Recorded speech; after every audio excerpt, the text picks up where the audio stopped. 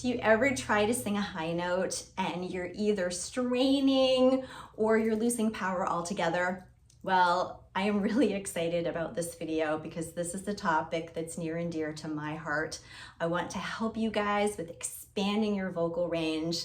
It's something that I struggled with, and I figured out solutions that helped me and my students, and I'm here today to help you to expand your range. So whether you're trying to sing pop or rock or blues, jazz or theater, we want to get to know your chest voice and your head voice. We want to get to know when to use the chest voice versus the head voice so that they're working as a team and you find yourself achieving your goals. We are going to jump in and expand your vocal range today. So welcome to class. And let's get started. When you sing in your head voice, you can learn how to sing any style up in a higher range.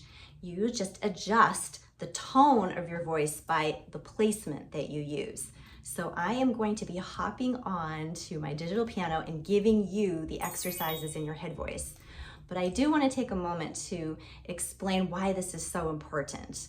When I began my singing journey, I was considered an alto. I sang in my chest voice. I was a pop singer. The lower range was very comfortable for me. Ah.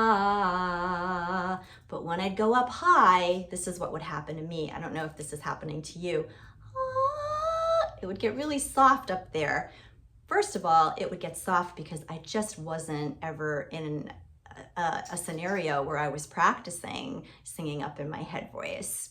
Second of all, I didn't know how to do it properly. So that's why it's really important. I got passed over for roles in musicals where the leading roles were sopranos because I just simply couldn't figure that out. I would drag my chest voice up too high, until it was in my throat. Okay, so throat singing, that's not going to benefit us in terms of expanding your range. So if you find yourself straining, it's probably because you went up too high in your chest voice and you're singing in your throat. How to find your chest voice? Just try this with me real quick. On a lower note, like a comfortable note for you. In your head voice, you want to do a sigh with me. Shoo, shoo. So you can feel the difference here. If I drag my chest voice up too high, it starts to go here. So at some point, if you want to expand your range, you'll have to learn how to feel comfortable in your head voice.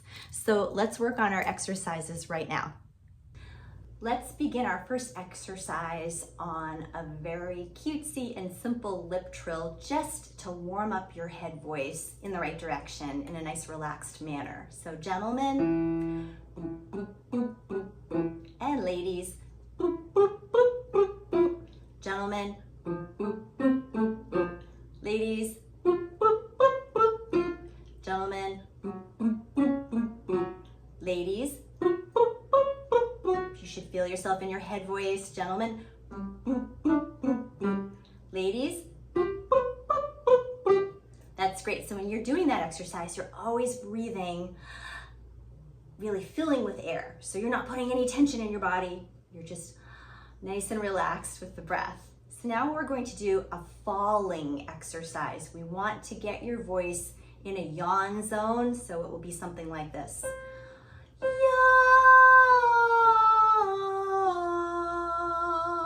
So that we can get your voice really to open up in the back, but also so that we're really working in our head voice. Yawn.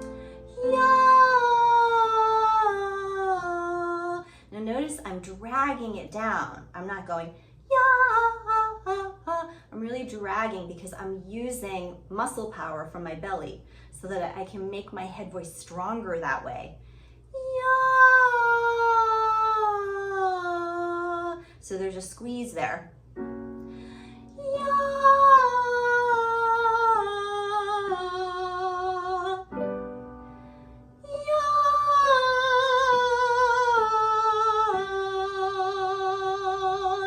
That is just an excellent warm-up that you can do to wake up your head voice, but also to use it from the right place. Now, the third thing you have to keep in mind when you're using your head voice is the placement of the sound.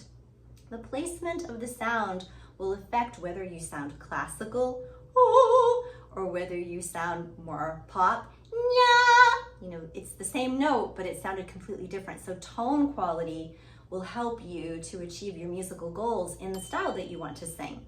So first, I would like to start this. How about we start this on an ah, and we keep it very basic, and we try to just sing it from really lifting that soft palate again. Ah, so we're bringing that sound back here. We're lifting. Ah. Now the next way I'd like to do this is on a nya. So that's going to bring your sound up this way. Nya, nya, nya, nya, nya. Nya, nya, nya, nya, nya. It's a very different kind of a color. I would imagine using this in my mixed voice if I was trying to sing a song from Wicked versus trying to sing a Julie Andrews Sound of Music song, or if I was singing a pop ballad and I was just trying to hit that money note.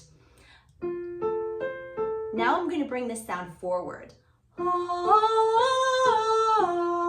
So it's like, ooh, right here where the lips are. Put an H on it if you can't find it. And you'll find that that's where you're getting a more classical tone. So the first two ways will get you in a more bluesy, jazzy sort of way. But I have to say, my way of learning how to use my head voice was to get away from singing the style that I loved to sing, which was pop and rock, and finding other styles of music that I loved equally, but just didn't really think that that was my style of singing. So I sang along with Phantom of the Opera and West Side Story and My Fair Lady and things like that. And that really helped to wake up the top part of my voice. So that just means that if you expand either side of your voice, then you will be able to sing even the parts in between with more power. So having said that, I've brought this out for you guys. Create a life you love. Can you see that? Create a life you love. And create the voice that you want. And don't let anybody tell you that you can't do that, because you have the voice inside of you. It's a buried treasure. And thank you for anyone who has been a subscriber, and I really hope that I'm helping you. And if I am, and you subscribe back, we make a great team because you're giving me confidence to keep on going in the right direction. So I really appreciate you. So keep on singing, keep on being you, and keep on coming back, and we'll keep learning how to create. Thank you.